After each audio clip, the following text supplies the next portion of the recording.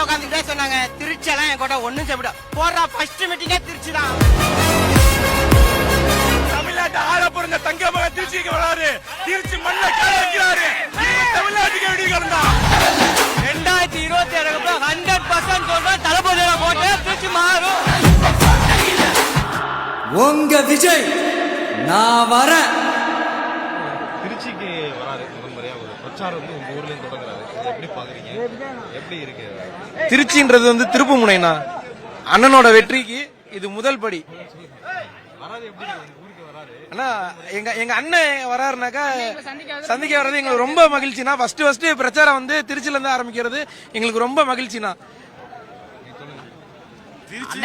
திருச்சியே இன்னைக்கு வந்து திருவிழா மாதிரி இருக்கு. அண்ணன் முதல் திருச்சிக்கு வராரு. அண்ணன் வந்து மாநாடு இங்க போகணும்னு நாங்க ஆசைப்பட்டோம். அது இதாகல. இந்த பிரச்சாரம் இங்க இருந்து ஆரம்பிக்கிறது எங்களுக்கு ரொம்ப சந்தோஷமா, ஒரு திருவிழாவோட நம்ம பெரியவரோட அதான் நாங்க ஃபீல் ஹாப்பினஸா இருக்கோம். மலைக்கோட்டை தளபதியோட இருக்கு. தளபதி வரதுக்காண்டி நாங்க எல்லாம் எதிர்பார்த்து நிற்கிறோம். திருச்சியை அலற விடுறது இங்க நடக்கும்.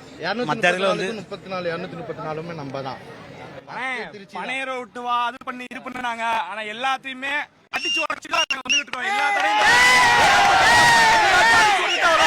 தமிழ்நாட்டு ஆள பிறந்த தங்க மகன் திருச்சிக்கு வராரு.